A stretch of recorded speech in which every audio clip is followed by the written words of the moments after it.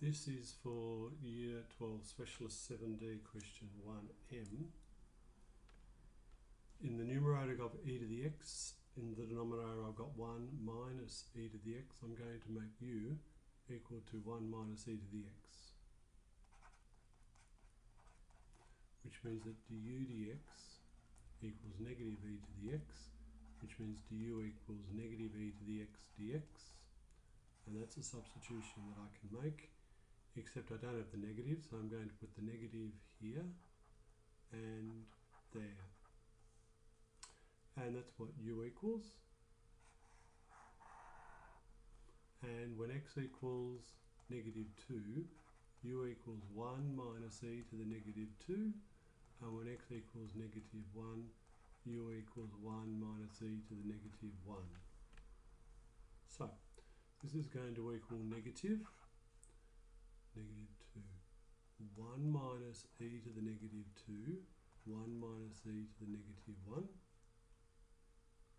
of 1 on u du. Du is negative e to the x dx, and 1, so that's 1 on u. So that's going to equal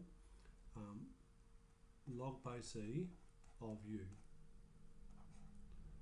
And since I've got a negative there, I'm going to swap these around.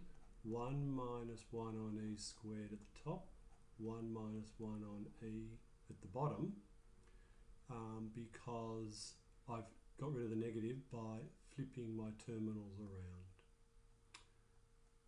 So that's going to give me log base e of 1 minus e squared. So e squared minus 1 on e squared, combining into a complete fraction with the denominator of e squared, minus log base e of, put all of this over e, so e minus 1. Cool? That's going to equal, combining these two logarithms together, I'm going to have log base e of, with the top I got the difference of 2 squares, so I'm going to factorise that into e minus 1, e plus 1, all over e squared, and that's going to be divided by e minus 1 over e, which is equal to log base e of e minus 1, e plus 1 over e squared times, and if I flip this fraction around, e over e minus 1.